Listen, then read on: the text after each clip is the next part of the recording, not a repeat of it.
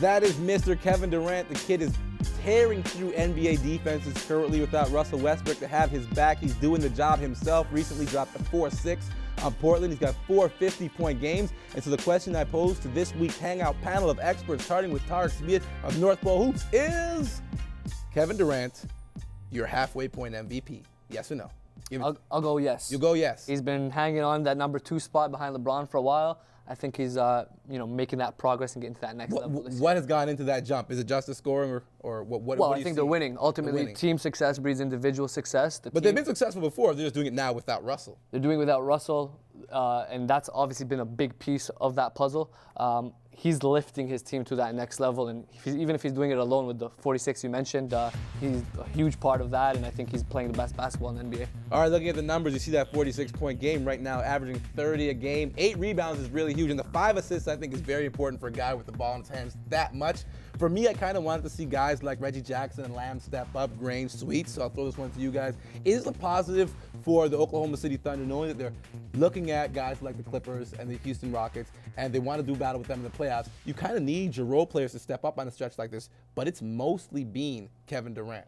Yeah, I think it's almost inevitable, right? Like, he is so much better than everyone else on that roster. Not that they're not great players. I mean, he's so much better than almost everybody. Yeah. And he was early in this kind of stretch when Westbrook were out. He was frustrated with himself because he wasn't facilitating enough. The offense was kind of stagnating and going through him.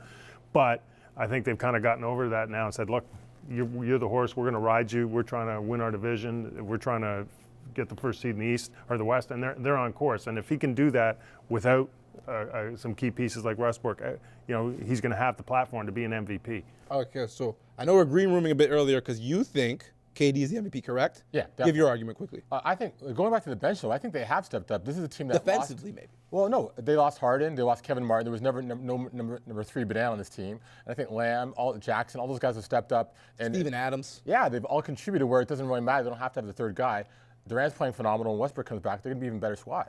Okay, all right. Now, so you're going with yes for the MVP. I know you had yes. some concerns on the MVP front. You still think LeBron's the front runner?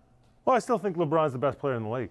Yes. Right? Like, so but is he the MVP? Yeah, probably not, because, I think to win the MVP, you've got to have the right kind of story behind you, and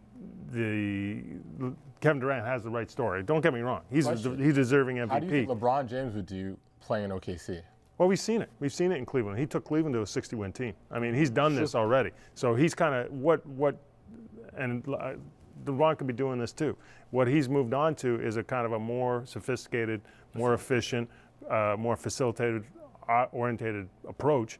Durant isn't quite there yet, and that's why he was talking about being frustrated early in this period, because he knew there's something he needs to bring to the game, but we don't have time to learn it right now. Let's get some wins. Okay, so now you're talking about LeBron, the facilitator for these Miami Heat. They've just played 200 games over the last 2 years, plus the Olympic run for Dwyane and LeBron. Right, get at the violin, like, come on, man. Like, that's I don't feel bad for him. I don't feel bad for him, but here's the point, though. LeBron's kind of a facilitator. He expects Dwyane Wade to be there for him to facilitate 4 guys like Dwyane Wade. Recently, Dwyane Wade has not been playing a lot. He doesn't play on back-to-backs. The health concerns are huge. I want you guys to throw up the quote quickly. We got a quote from LeBron James talking about what this team's going through currently with the health issues that are affecting Dwyane Wade, because it severely impacts what they're doing. The quote goes, "Guys think it's easy, but it's tough. We have made a team built on chemistry, built on rhythm. With so many of the guys being in and out, the concern with D-Wade, it's been tough on all of us. We've got to go with the mindset sometimes that he's not playing, as opposed to, is he playing? Because on a night-to-night basis, Dwyane Wade's in or out. Can you guys see them still getting their 3rd championship, knowing that they won't have Dwyane Wade on a night-to-night basis? And LeBron said it's about rhythm, it's about consistency. You're going to add Greg Oden at the end of the year, really. I think if they'd be almost better off if they knew Dwyane Wade was out. If they knew Dwyane Wade was out, they could kind of reorientate themselves and say, look, it's going to be LeBron and it's going to be Chris Bosh. That's going to who's doing the scoring. Everyone else stand around and get open for threes, and we'll hope for the best. I think I think what LeBron's pointing to is, how do you adjust night to night when you don't know what you're going to get from such a key piece? I think they can obviously win with Dwyane Wade. I think they could win without Dwyane Wade. I think the tricky part is they aren't going to know which team to beat. That's true. I don't think they can win without Dwyane Wade against the Pacers in terms of how they've evolved each year. The team, Stevenson, all the guys have gotten better. You're right, though, in terms of knowing he's not going to be there, because LeBron can adjust his game. But he's a key piece. That's why he's one of the big 3. Are you guys worried of what Greg Oden can do to this team? I mean, rhythm, consistency. I think they're just looking for 6 fouls, a couple block I don't shots, think and he's some a- rebounds. he's a- I He's always think been an issue there too. So he's going to be a He's not the X complimentary factor. minute guy. He's not the X. Okay, quickly before we go to break, I want to throw something at you. Dwyane Wade's health severely impacts the decision this offseason that LeBron James has to make. Yes or no? In terms of leaving Miami, no, because I think he's sticking around? going to stick around in Miami. You think he's sticking around? I do. You, Yeah. you don't buy anything about back to Cleveland.